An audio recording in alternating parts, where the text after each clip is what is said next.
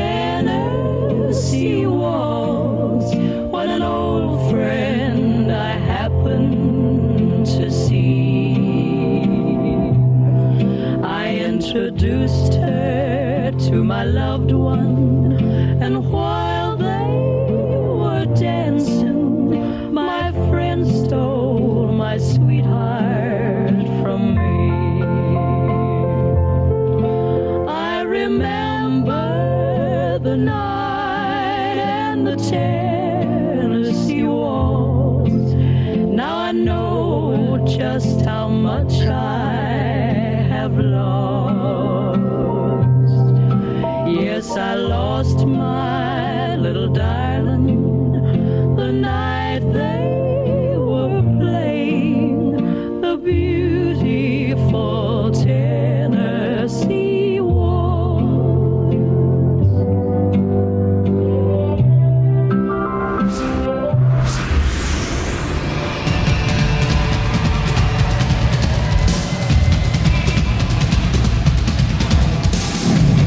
It's Radio Deplorable with Dave Carter, that poet of the highways, that Proust of the Peterbilts, that Hemingway of the highway. Ladies and gentlemen, Dave Carter.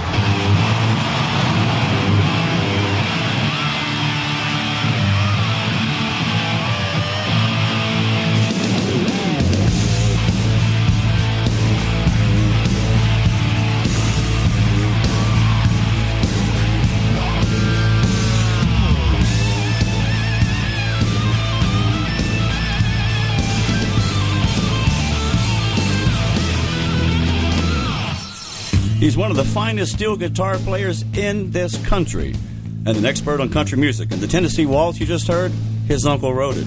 Larry Stewart, my guest, coming up.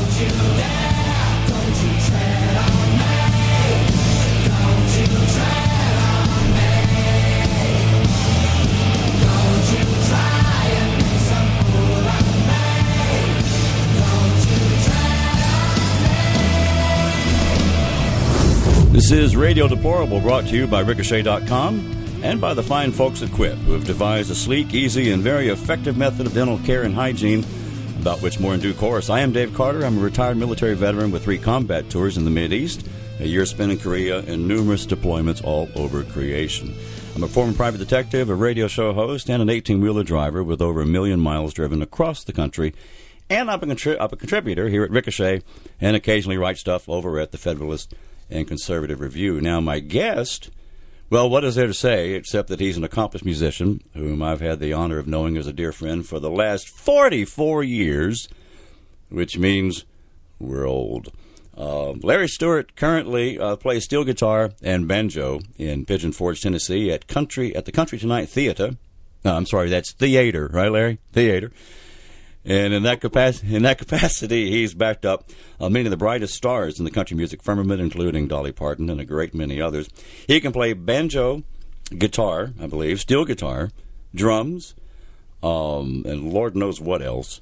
And his uncle, Red Stewart, was the guy who wrote the Tennessee Waltz along with Pee Wee King, and we'll get into the story behind that remarkable song in just a moment. But first, please welcome to Radio Deplorable my friend, Larry Stewart. Good morning, Larry. Good morning, Dave. How you doing, sir? I haven't decided yet. No, get that coffee going in an IV bag, and then we'll know, right? Yeah, right. Did I leave out anything? You play harmonica too, right? I used to. I lost my harps in a divorce. Oh, and okay. Well, and I don't have the wind quite to do it anymore. Yeah. So it don't. Did you? I don't remember. Did you play fiddle? I mean, I play enough fiddle to make dead dogs bark. Okay. Dead dogs bark. Oh, this is going to be fun. Well, thank you, Larry, for taking the time to chat with us today. Now, you guys at Country Tonight are kicking off your season now, aren't you? We sure are. How's that? Do you perform every night of the week now, or what? Yeah, pretty much. We have a few days off during the season, and but not many. Not many. We'll probably do, on an average, probably about 350 shows a year. Wow. Give or take. How long is the season? It goes for about 10 months. Start in rehearsing around the 1st of March, open the last of March, and then go through December 31st. Okay. Y'all get a little bit of time off for bad behavior then, right? Yeah. Okay. Yeah. Real bad. Now, just to set the table here for folks that aren't aware of all this, let me explain to our good folks listening how you and I met back around the time just after the dinosaurs died off. My dad had just finished seminary at New Orleans Baptist Theological Seminary and accepted a full-time position as the minister of music and youth at First Baptist Church in McKaysville, Georgia, which was co-located with Copper Hill. Well, it still is co-located with it, isn't it? Right, one town, but it's 2 states. Mm-hmm. I know that. Yeah, let me tell you about that. You can't get any further on the Georgia line, Tennessee Georgia line, than me. And I used to have this story about Copper Hill, Tennessee. It was the only town, that you couldn't buy a loaf of bread, and that's because they had the IGA store, but the line ran towards the back of the store, and the bread was on the Georgia side. I didn't know that. Yeah. So when I walked down the street to get Mom a loaf of bread and some Cokes and things like that, I was still in Georgia, right? I hadn't gone into Tennessee. Mm-hmm. I thought I crossed the state line sometime around there, but I didn't. And it wasn't an IGA back then. It was a A&P? Yes. Okay. I thought I remembered that.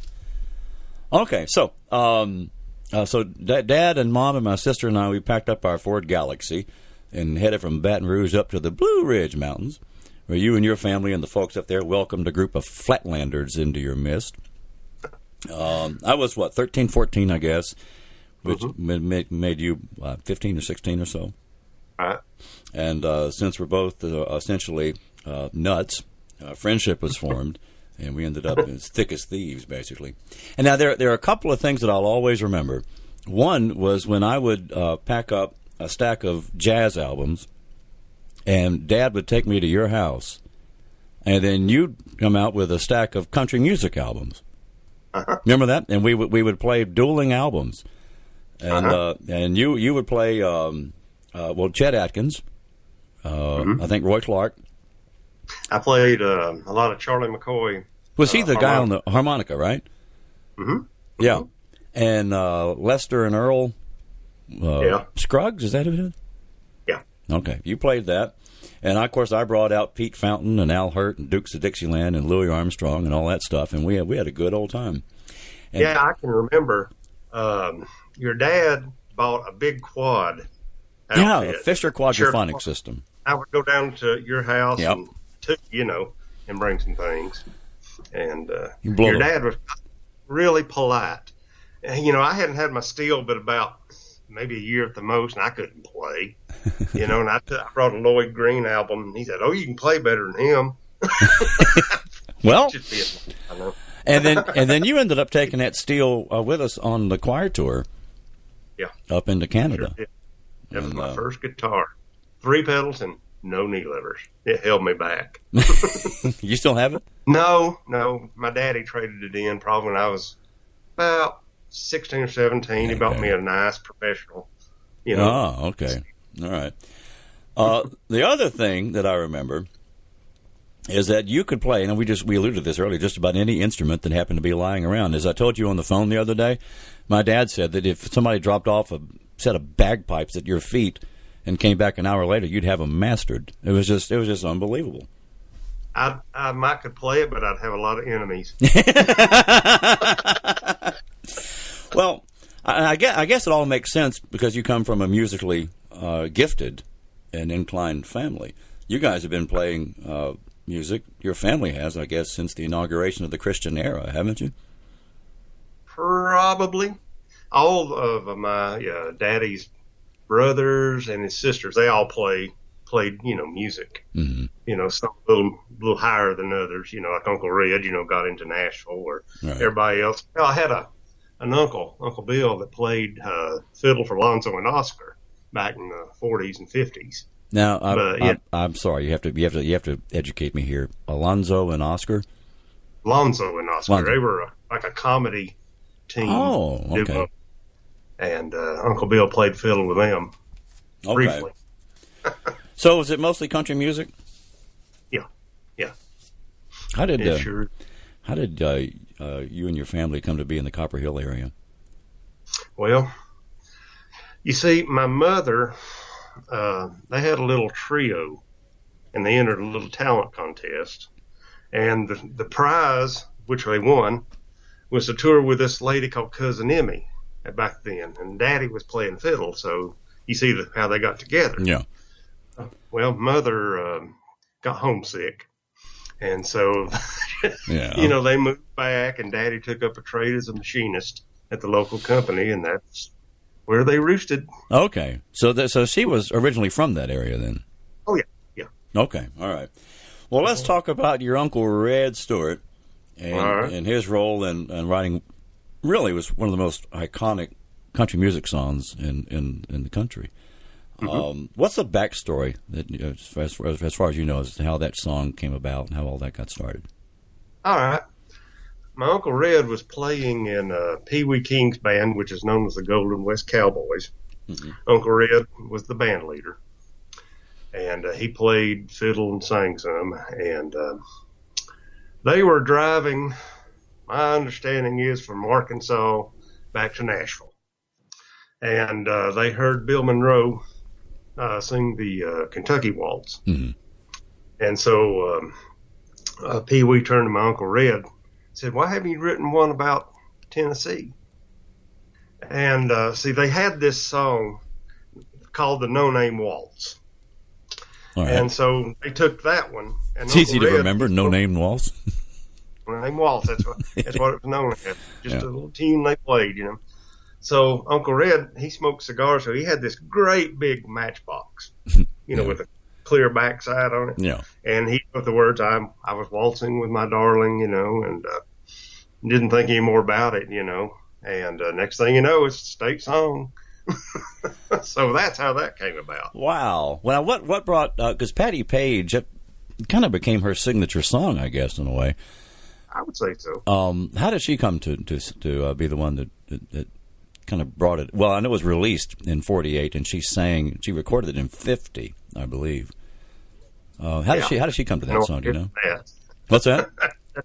Before my time. I thought to ask Uncle Red about that. Yeah. Well, yeah.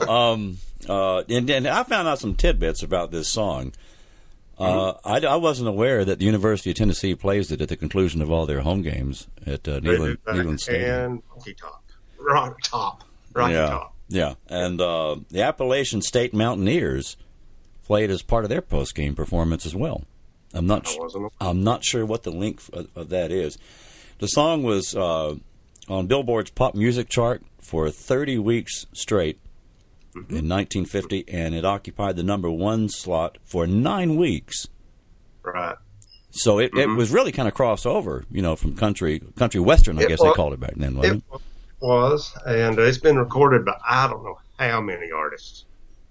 Just hundreds probably. Yeah. But it's popular. And this floored me. Up until 1974, the Tennessee Waltz was the best-selling song in Japan. Oh, really? Yeah, I've just looked things up, and it must be true. It's on the internet, right? Well, country music is really big in foreign countries. It really is. We have a guy that comes over from Ireland and sings. Does a pre-show, and sometimes we back him up on it. And he says it's big, it's popular, very popular. Yeah. Well, and we went to one of the deployments that I was on.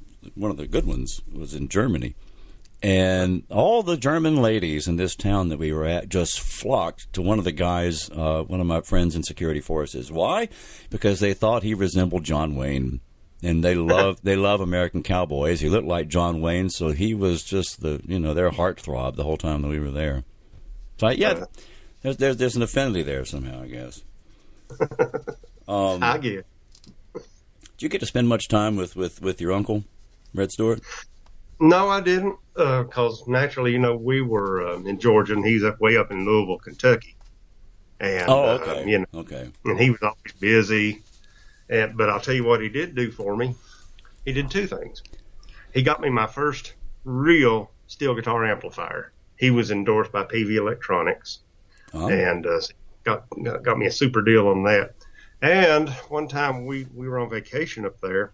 We went to his house, and we started doing a little bit of recording at a home studio. And he taught me the number system. I don't know if you're familiar with the Nashville number system or not. No, I'm not. Well, it's real simple. It follows the scale. Like if you're playing in G, that's 1. C is 4, D is 5. Okay. That kind of thing. Yeah. So he taught me that and everything, and it has come in handy. Let me tell you. When I went to Dollywood, I mean, they just set it right there. There's your chart. Read it. Oh man, and you got it. You're right there. Yeah. I guess it's one thing to know someone on a personal level. You didn't get to spend a great deal of time with them, but when you were growing up, I don't know what the right way to put this is, but did you? Well, it's like here in Memphis.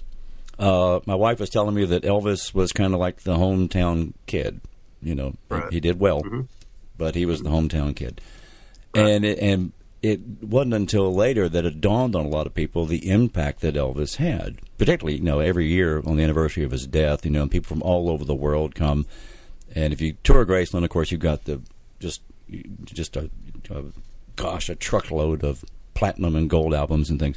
So, did it ever register the impact that your uncle had on American music and on country music, particularly? No, really didn't. Not until I got older. Okay. I just knew that he was my uncle and he wrote the Tennessee Waltz. Yeah. Put the words Tennessee Waltz. That's all I knew, that he was famous. Yeah. I can remember one time when he came for a visit, like for 2 or 3 days. Uh-huh. And this to show what kind of a man he was. He went out and bought a fishing rod and a tackle box, because he wanted to do some fishing. Yeah. But I came home from school one day and saw that in the corner of the kitchen. I thought, wow, Uncle Red, you bought that for me. And he didn't have the heart to say. Oh, my God. Sure I did, yeah. Sure. Yeah, enjoy it. And that really wasn't the case. You're right. Looking back now, I know it was. Oh, man. He was a very nice man. Nobody ever said anything bad about him at all. A gentleman. Right. Well, I can imagine. You've got a family full of them, and present company included. We're talking with a steel guitarist extraordinaire and my friend of many years, Larry Stewart. And we'll explore some of Larry's own musical career coming up. Now, every now and then, depending on who my guest is, I like to find out a few of their favorite songs. And when you got someone like Larry Stewart on, well, it turns out that every now and then Larry would like to make a trip with old Waylon Jennings. In fact, Larry looked up at Waylon, and he told him, he said, I got an idea. Let's go to Lukenbach, Texas, Waylon and Willie and the boys. This successful life we're living got us feuding like the Hatfields and McCoys. Between Hank Williams' pain songs, Newberry's train songs, and Blue Eyes crying in the rain. Out of Lukenbach, Texas, ain't nobody feeling no pain.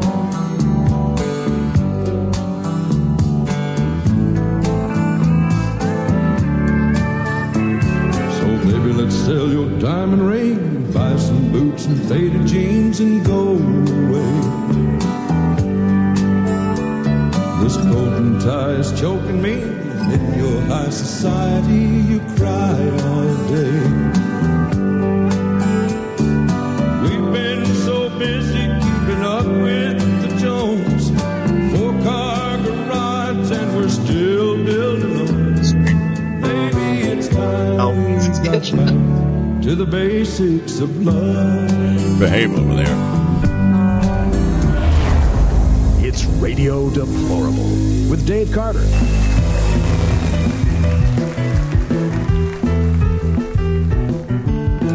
Well, let me talk to you about something, I'm sure of it. Let me talk to you about your health. Because when it comes to your health, brushing your teeth is one of the most important parts of your day, and the folks at Quip know that because they've combined dentistry and design to make a better electric toothbrush. Now, Quip is the new electric toothbrush that packs just the right amount of vibrations to a slimmer design at a fraction of the cost of the bulkier traditional electric toothbrushes. Guiding pulses alert you when to switch sides, making brushing just the right amount of effortless. Now, notice that I called them pulses because that's essentially what they are. Like I said before, comparing a Quip electric toothbrush with a conventional electric toothbrush is like comparing a Stradivarius with a jackhammer. Quip comes with a mount that suctions right to your mirror or your tile surface, any smooth surface really, and you can use it as a cover for hygienic travel, whether it's going in your gym bag or your carry-on luggage. And because the thing that cleans your mouth should also be clean, Quip's subscription plan refreshes your brush on a dentist-recommended schedule, including new brush heads every 3 months for just $5. And that includes free shipping, and that's worldwide. Quip is backed by a network of over 10,000 dental professionals, including dentists, hygienists, and dental students.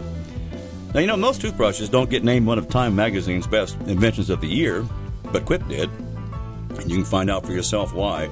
Now, it starts at just $25. And if you go to getquip.com/deplorable right now, you'll get your first refill pack free with a Quip electric toothbrush. That's your first refill pack free at getquip.com/deplorable. Go over there and check it out. Again, I'll spell that for you. getquip.com/deplorable. Hey, Larry. Yes. You remember a little earlier when I said there were two things I'd always remember from the time I spent up in McKaysville with you and the rest of the folk? Well, I lied. There's another thing that I remember, and that is making the trip with you and your dad to Chattanooga and watching you and your dad perform on stage as part of the Jerry Lewis Labor Day Telethon. Remember that? I do. And I do. Were you playing steel guitar for that? Barely. I still had that little old guitar with no knee levers, you know. But yeah, we played it. And March of Dimes Telethon. And I remember I was off the side of the stage there watching. I was just spellbound by the whole thing. Now your dad was he on guitar? Yeah. Okay. Mm-hmm. It was just guitar and steel. Yeah, I remember that was great. And then and you guys were kind enough afterwards to take me and introduce me to Crystal Hamburgers, which was I heard angels sing when I took a bite of that. Yeah. I hear you. When did you figure out that you wanted to play music professionally? I'll tell you what. I tell everybody this story. When my mother would get me up, you get ready for school about 7:30. Yeah. And of course, we got all the Chattanooga stations, you know. Well, there's one station in particular that always had a country music show on at 7:30. And I would see this guy playing this guitar, you know, had pedals, knee levers, and all that. I would actually pull up a chair and try to emulate him, just playing, I guess you call air steel, you know. Oh, really? Yeah. Okay. And it just kept on going. And, you know, they bought me several instruments. They bought me a regular guitar. They bought me a banjo, which when I used on our choir tour, I still got it, by the way. Is that the one you use now for Country Tonight? Yeah. No, I don't use that one. I've got another one now. Yeah. But I still have it. And so the fascination just kept continuing, you know, and Daddy being a musician, he said, he's got to have one. Apparently, that's what he thought. So he went to Murphy, North Carolina, and there was a guy who had a music store, and he had about 3 of these Showbud Mavericks, steel guitars. Yeah. And the guy said, choose one. They were all the same, you know, so chose one, and that's played it for probably a couple of years, and then Daddy finally saw, you know, I needed a better guitar. And so that's how the fascination grew. Okay. So start out listening to the radio out of Chattanooga when you were in grade school then. Well, yeah. Well, not so much radio. It was a TV programs. Okay, I see. You know, they'd have like Wilburn Brothers show, Jim and Jesse, and that good old Nashville music. And it was just fascinating to me. I can't explain it. You know, it's just one of those things I guess was just meant to be. Yeah. Because that's what I do. Do you have any particular influences that have motivated you, whether the steel guitar or any other way? There were a lot of Nashville players. Buddy Emmons is by far my favorite. He just recently died. And then you had people like Lloyd Green, Hal Rugg, even Pete Drake and Doug Jernigan. Just a whole list, you know. If they were good, I liked them. Okay. But to me, Emmons was the epitome, of a steel player. Mm-hmm. There was just something he had that would to this day, if I put an album on or something, it just draws me in. I want to hear more. Other guys, I mean, they're brilliant. They're great. But Emmons had that little something extra to me that just drew my ear in. Something above and beyond what you expect then. Well, yeah. I mean, the guy had soul, creativity, touch, tone. You name it, he had it. Yeah. I guess you could kind of say the godfather of steel, or steel's more foremost player. Mm-hmm. He's the one that actually kind of brought the pedals and needlers to the instrument. So we all kind of owe him a great deal of thanks, Yeah. And I met him at a steel guitar show in Knoxville. And I was standing in front of him, and I'd look back and then shy away, look back a little more. Finally, I got the nerve to shake his hand. And he played also on one of Uncle Red's albums. Oh, really? Yeah, back in '74. Okay. Yeah, and Emmons was on that. So that's, I like Russ Hicks. I love his playing. I mean, there's just so many that I like, Well, did you say hello to him whenever you saw him? Yeah, I'd introduced myself as the staff steel player at Dollywood at that time. Mm-hmm. He said, well, I'm glad to meet you. And I'm going, yeah. I ask because just years ago, but my dad went to a convention of some sort, music convention in Los Angeles, and he heard this soaring trumpet. Dad played trumpet in high school. I know He played trumpet, and he was drum major, and jazzed everything up. It tends to run in the family. Dang near got kicked out of the band for it. And but he heard this trumpet just up in the strata, just incredible. And he followed the sound because it sounded like Gabriel, I guess. And he followed the sound, and there was a crowd. And then in the middle of the crowd was Doc Severinsen. Mm-hmm. Mm-hmm. And Dad's got, now I have it, a Doc Severinsen trumpet. And I asked Dad, I said, well, did you go speak to him? He said, no. I said, why not? Well, why? Who am I? I wouldn't know what to say. Hi. He just had no idea how to handle it. So he enjoyed it, and then very quietly walked away. And I know he probably thought, if there ever comes that day where I get to meet him, here's the questions I'm going to ask him, and then I draw a complete blank. Yeah, exactly. Now, how did you come to play for Country Tonight? You said it was Dollywood before that. How did all that unfold? Let me tell you about the Dollywood thing first. All right. A friend of mine, I don't know if you remember or not, from church, and I can't think of his name right now, played harmonica a little bit. And I was at church, and he called Mother and read it in the Chattanooga paper. Glenn Sparks. I don't know if you remember Glenn Sparks. Oh, man, I remember that name. I remember that name like Mama. He called Mother and said there was a audition. Well, Mother was kind of pushing the young one out of the nest, no. so to speak. And so Daddy, I worked at a club that night, got 2 hours sleep, and we piled in the back of Daddy's blue Chevy Impala, 69 Impala. I remember that. I made a drastic mistake. You remember the River Road, how curvy it was? Oh, that's treacherous. Yeah. Well, I had a couple of bakery donuts, some milk, and I got in the back and said, you drive, and I'm going to lay down in the back seat and take a nap. Yeah. That didn't happen. No, man. We got down to as far as Parksville, a place called Grumpy's. Turned around and said, get it over. Wow. I said, get it over. It's in the car. And I was miserable that whole day. We got up to the audition, did the audition, showed them what all I could play and everything. Yeah. Well, of course, I got my rejection letter a week later. But as it turns out, I prayed to God, and this is true, prayed to God, if you'll send something my way, I promise you I'll take it. A week later, they had to let the steel player go. And he was a steel player playing on I-40 Paradise on the National Network back at that time, Greg Crossell. And so they called me. So I got the job. And that's how that came about. Wow. Okay. And I was there 17 years on and off part. Dollywood also owned a theater called Music Mansion. It's now Wonderworks. Okay. But it was Music Mansion back then. So I went over there, and the opportunity came to work for Opryland Productions, so I went over there. So it's just been like a chain of events, but this Country Tonight, it was a funny thing how that came about, because I knew the steel player there, Junior Mercer. Right. And he developed some back trouble, and he wanted me to, fill in for him. And so, things worked out, Right. They let Junior go for unknown reasons. I don't know, but I guess they liked what they heard or something. I don't know. But they ended up calling me, and I've been there 14 years now. 14 years. It's the best job I have ever played. Wow. By far. I mean, they let you be a player. We have fun, and you have to enjoy your job.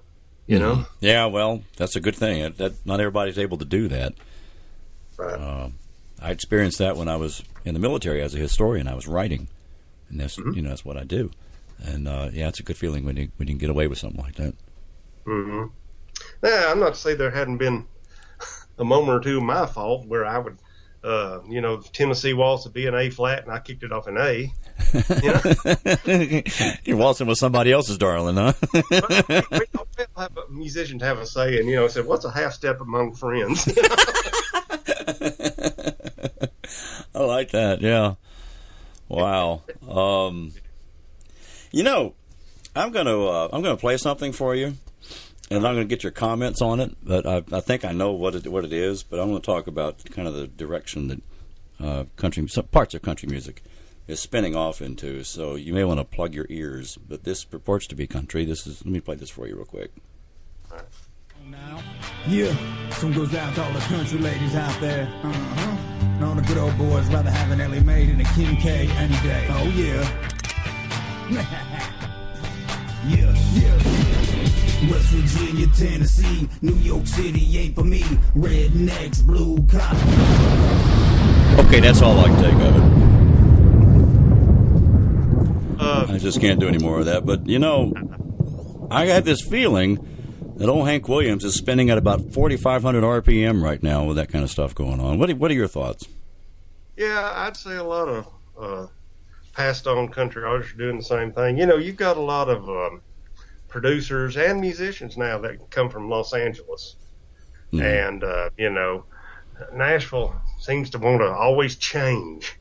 Well, we got to progress, leaving the stuff that a lot of people like. I think it's just gone so far in one direction. Yeah. And they kind of just left everybody else in the dust. It's like, you're going to like this, whether you like it or not. Right. Yeah. And there's a lot of stuff I don't, every now and then, there'll be a song out that I like, but not very seldom. I don't like the sound of the recordings everything's so digitized that it sounds sterile. Mm-hmm. If you listen to a song, maybe like Keith Whitley, for example, play some of his stuff, which is good old analog, probably mixed digital, and there's a richness and a zing there that, today's recordings, they're all sterile to me. Yeah. And I've talked to a lot of people that agree with me. For example, I bought a Charlie Pride dual CD set, remakes, of his old hits. Okay.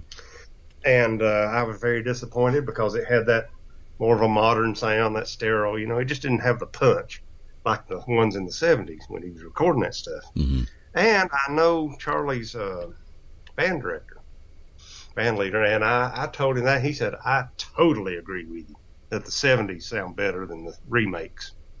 So, I know recording's always going to progress and all that, but not necessarily for the better. Well, the technology is going to progress. The technology is going to change, but that doesn't mean that you have to gut the good parts from it either, does it? No. As a matter of fact, the people that have, Pro Tools or whatever, whatever software program they're using, they're trying to get it to sound like analog. They're trying to use these converters and this and that, trying their best to get that sound, and it's gotten better. I will give it that, but I still hear a difference.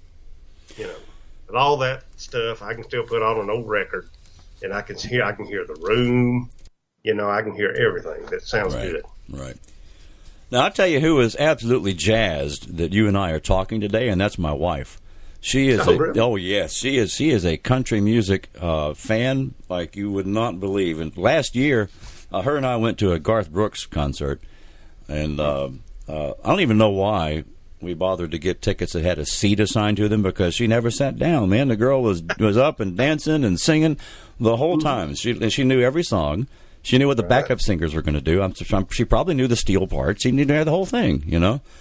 She asked a question that she wanted me to pose to you, and I think it's a good question, because we're talking about some of the wrong roads that the genre is taking. But we also have some of these reality shows, The Voice, American Idol, that occasionally will give us a talent that is in the older tradition, right? That's right. Some of these kids sound like they could take country music back to sanity, honestly. Yeah. What are your thoughts on the contribution that some of these reality shows are making to country music? Well, I mean, you know, you look at people like Carrie Underwood, who just took off, and she's been good for country music, as far as I can tell. I mean, you know, we've done several of her songs on at Country Tonight. Mm-hmm. As a matter of fact, we do one this year. And, but yeah, I mean, it's been good overall, I think.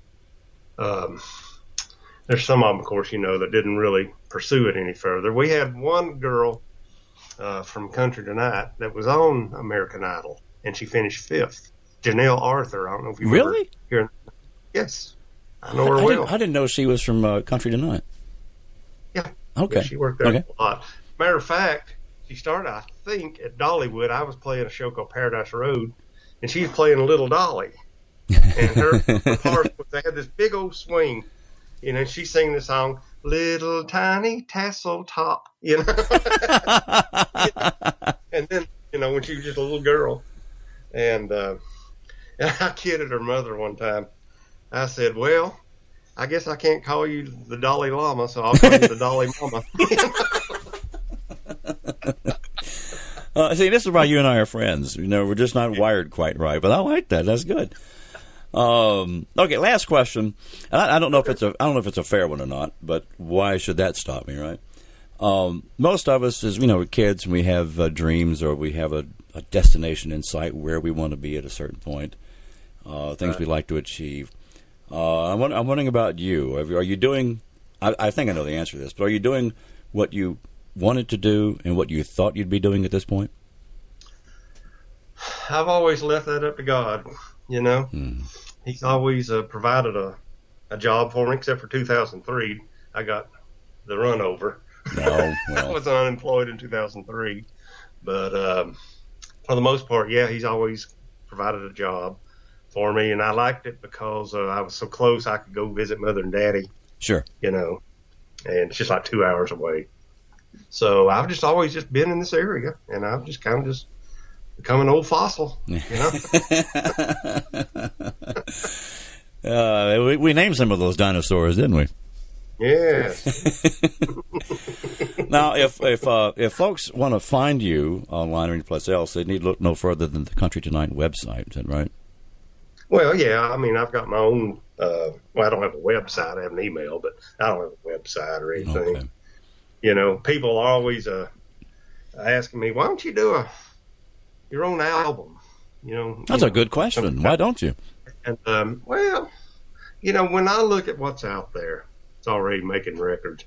The way I see it, who's going to want to hear me?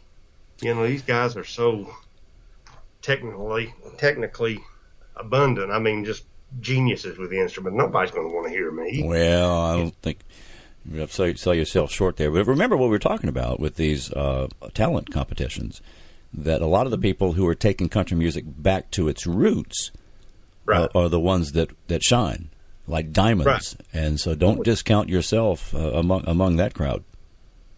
Well, thank you. I appreciate that, you know. No.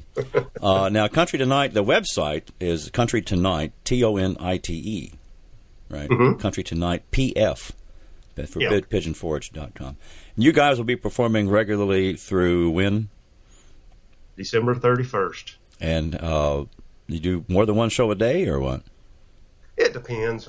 It starts off kind of slower, due to the season.